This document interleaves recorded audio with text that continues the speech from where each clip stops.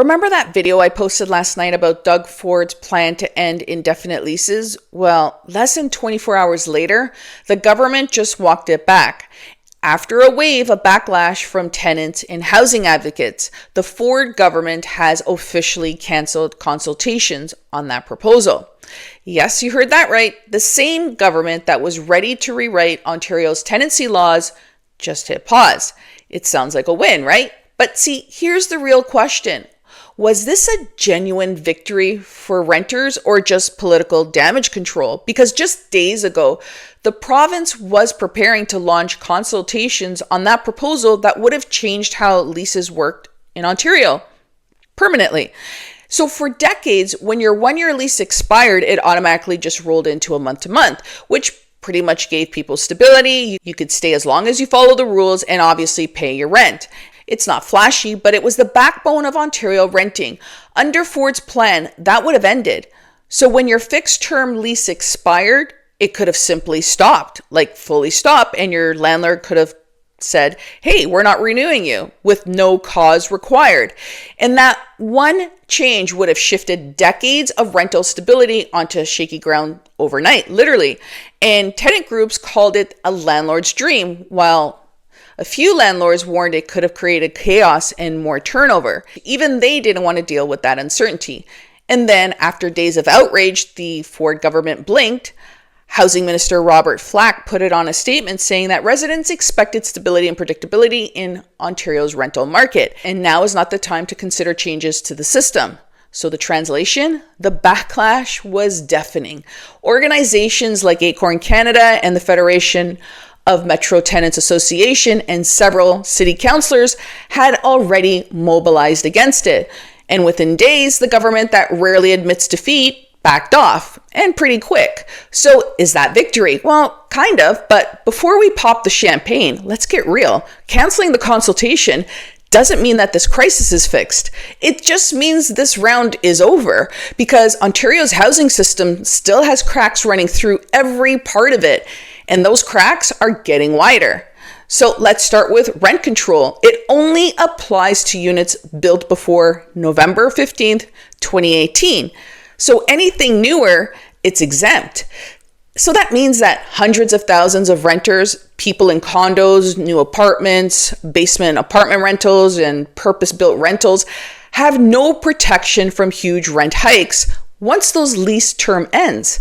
And the Ford government has already made it clear they have no plans to change that. The second crack is the Landlord and Tenant Board, otherwise known as LTB. It's still so backlogged that cases take more than a year to be heard. And that delay hurts everybody. Tenants are waiting for repairs and relief, and landlords are still waiting for hearings when their rent stops coming in. And that system, that broken system, fuels anger on both sides. Tenants feel powerless and landlords feel trapped. And that's how frustration turns into hostility, with both groups blaming each other instead of demanding the system to be fixed. So ending indefinite leases would have made that chaos worse. If you scroll through Ontario's online forums right now, the mood is pretty complicated. People are relieved but still angry. Because even though this specific proposal is gone, the fear that something new could pop up next month is still there. And can you blame them? We've seen this pattern before. The Ford government floats a policy, people push back, it gets withdrawn, then it quietly reappears later under a new name. And that's exactly what housing experts are worried about. This proposal might come back dressed up as part of a tenant modernization plan or a housing supply bill. That's why the energy around this issue can't die now. Because if public pressure worked once, it might have worked again. So what was really behind this sudden U-turn?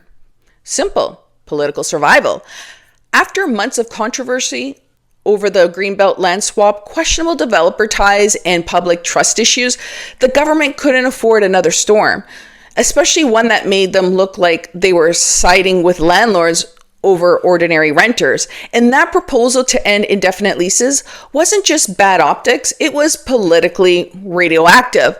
Backing off was the only smart move left, and by canceling the consultations, the Ford government gets to look responsive and reasonable without having to change the underlying problems. It was a tactical retreat, not a transformation. The Ford government thrives on image of being for the people, but this moment exposed the tension in that slogan, because for the people means different things depending on which side of the housing divide you're on. For tenants, the people means affordable rent and security. For landlords, it means fair rules and a functional tribunal. For the Ford government, it often means whatever keeps us from getting dragged on the front page of the week. And that's the deeper issue. No one is leading with long-term vision. Housing policy has become a cycle of reaction, not strategy. Canceling these consultations might sound like stability, but really, it's just hitting the pause button on a broken system. Meanwhile, the same problems continue. Rents rising faster than wages, new units exempt from rent control, and a tribunal system so jammed that trust between tenants and landlords is totally collapsing.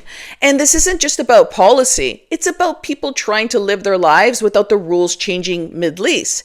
And honestly, people are getting sick and tired of it. They're tired of living in uncertainty. They're tired of governments announcing big fixes that never fix anything. And its core, Ontario's housing crisis, is now a trust crisis. Tenants don't trust landlords, and landlords don't trust the government. And the government doesn't seem to trust the public enough to be honest about where this is actually heading. And you can feel that breakdown everywhere. It's in the resentment, the anxiety, the exhaustion. People just want predictability. They want to know if they do everything right. Pay on time, follow the rules. They won't lose their home because of another policy experiment. And for small landlords, they want to know that if they follow the law, they won't be trapped paying a mortgage for a year while waiting for a hearing. And that's what makes this crisis so different. It's not just economic, it's bloody emotional. It's about people losing faith in the institutions that are supposed to be protecting them. So yeah, Ford's decision to walk this back right now was the right move, but let's not mistake it for leadership, because real leadership would mean fixing the system, not just reacting to outrage.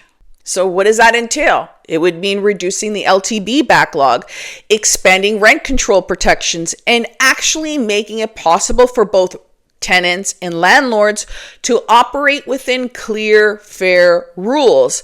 Instead, we keep getting policy by panic, and that's why people no longer trust any friggin' announcement that comes out of Queen's Park. So here's what matters for you right now. If you rent, your lease will still roll over month to month when it ends, for now. If you're in a newer building, your rent can still jump once your term is up. And if you're in the middle of a dispute, expect long waits, because nothing has changed there yet. Stay informed, because what's off the table today can be back by the spring. Keep your paperwork, know your rights, and if you can, build a bit of a financial buffer. In this market, one sudden policy change can upend everything literally overnight. So yes, this is a win, but it's a temporary one. It shows that the public pressure still works, that people still have the power when they speak out. But it also proves how fragile that balance is. At the end of the day, people just don't want cheaper rent. They want certainty. They want to plan their lives without worrying that a bloody headline will rewrite their future. And that's what this whole fight is about. It's not politics, not optics, not damage control, but stability. And until Ontario delivers that, this crisis is not over. So what do you guys think? Was canceling the consultation a real win for renters, or just a political stunt before the next election?